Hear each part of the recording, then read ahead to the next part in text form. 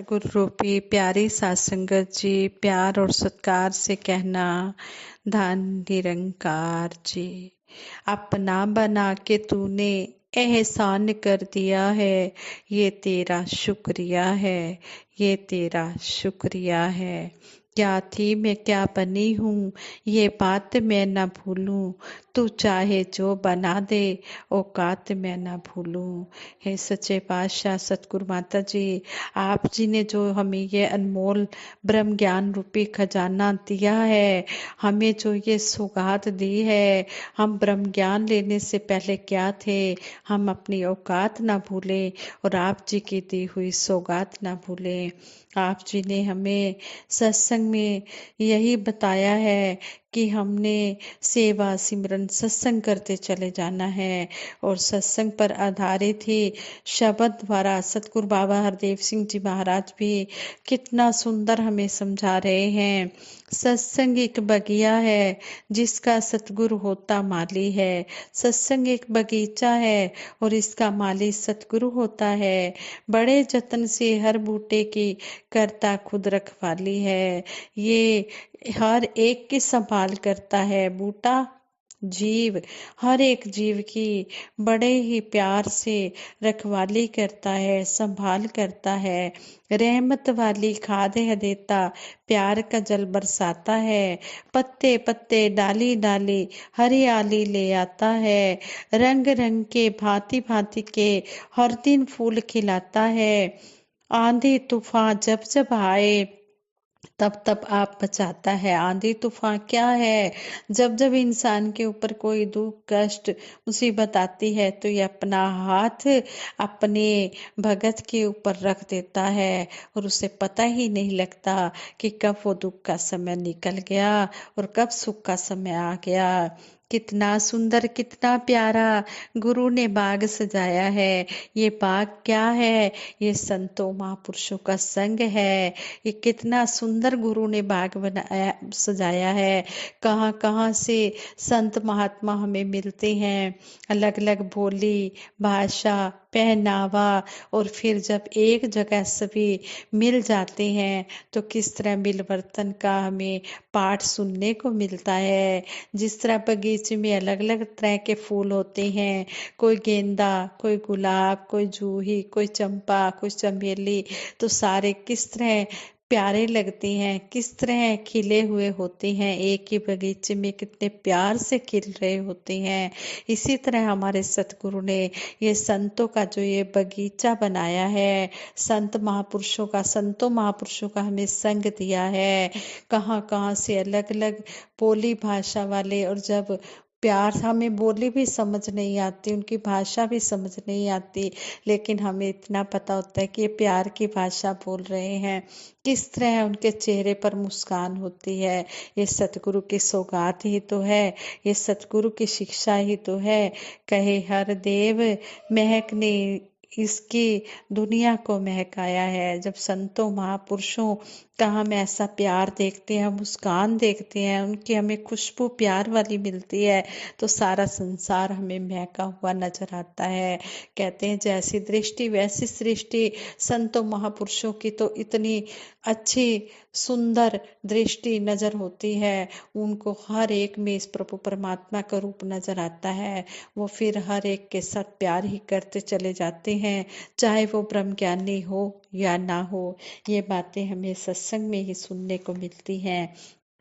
इसी तरह एक बार एक युवक सतगुरु कबीर जी के पास आया और आकर कहने लगा, गुरु जी मैंने अपनी शिक्षा पूरी कर ली है और अब मैं अपना अच्छा बुरा समझता हूँ, फिर भी मेरे माता पिता मुझे लगातार सत्संग सुनने की सलाह देते हैं।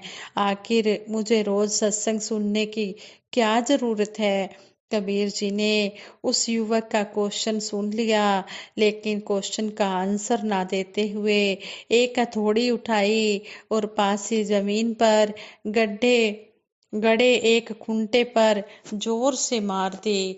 युवक आंसर पाने का थोड़ी देर वेट करता रहा, लेकिन आंसर न मिलने पर अनमने भाव से वहां से चला गया।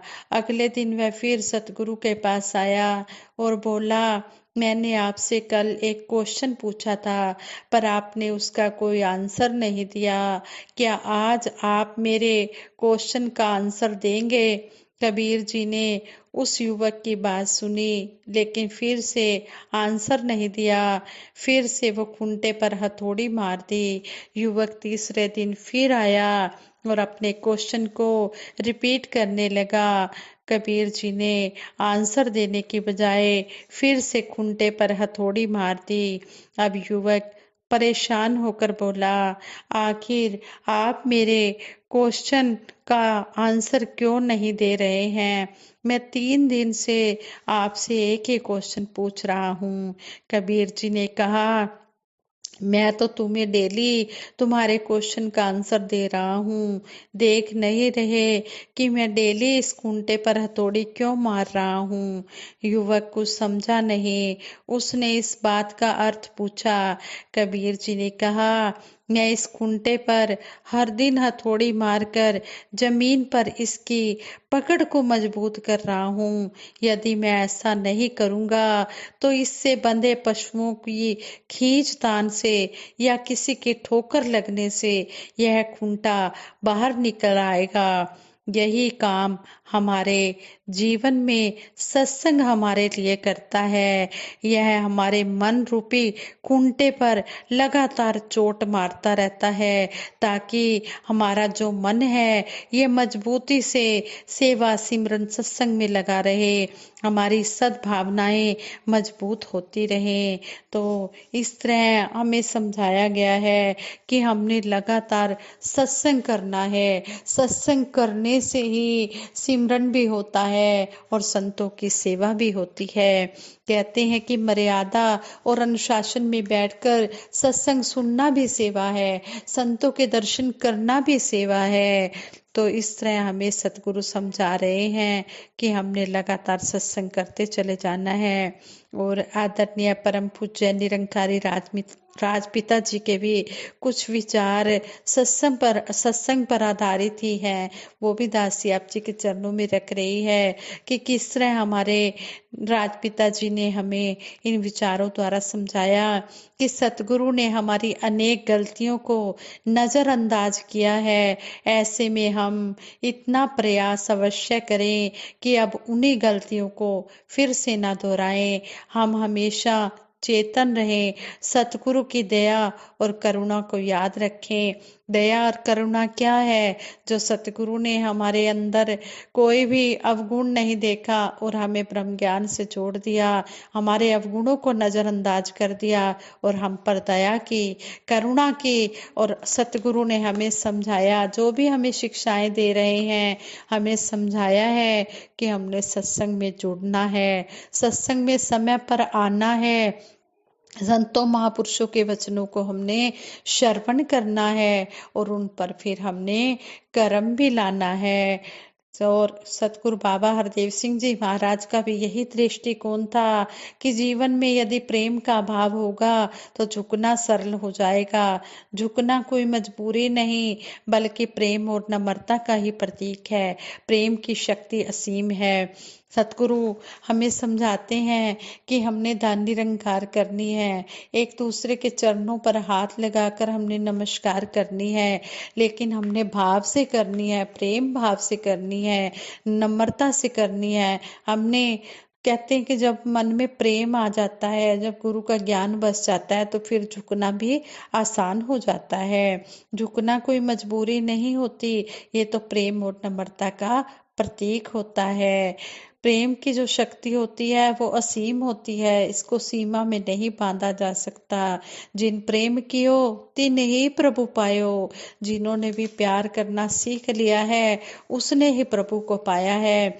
ये प्रभु परमात्मा उसी पर ही खुश होता है जिसके मन में प्रेम जागता है, जो दिल से प्रेम करता है, जो अंदर बाहर से एक हो जाता है, जिसके मन के भाव बिल्कुल शुद्ध हो जाते हैं, अंदरों बाहरों एक होइए ताए रब परवान करे, कहे अवतारे भोले भाई बंदे दा कल्याण करे। संपूर्ण अवतार वाणी में भी शहनशाह बाबा अवतार सिंह जी महाराज हमें समझा रहे हैं कि अगर हम अंदर बाहर से एक हैं, हमारी भावनाएं शुद्ध हैं, तो ये परमपिता परमात्मा हमेशा हमारे पास है, ये कभी भी दूर नहीं होता।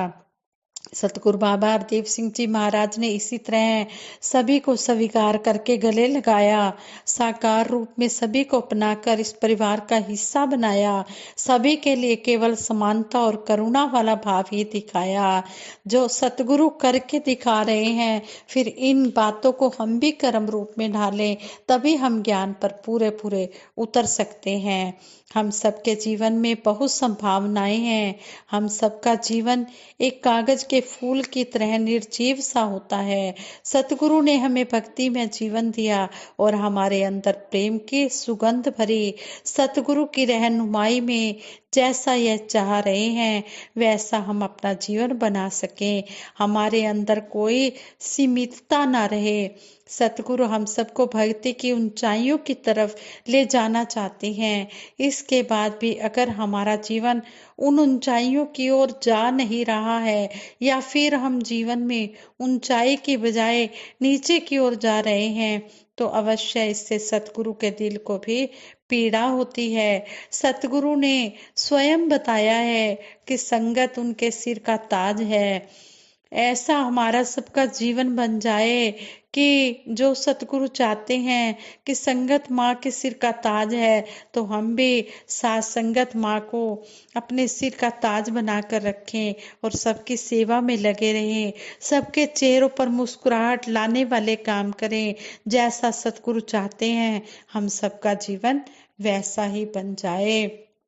हम हमेशा इस निरंकार से जुड़े रहें और हम सतगुरु की शिक्षाओं को अपने जीवन में धारण करते चले जाएं। साथ संगत जी, प्यार से कहना, धन निरंकार जी।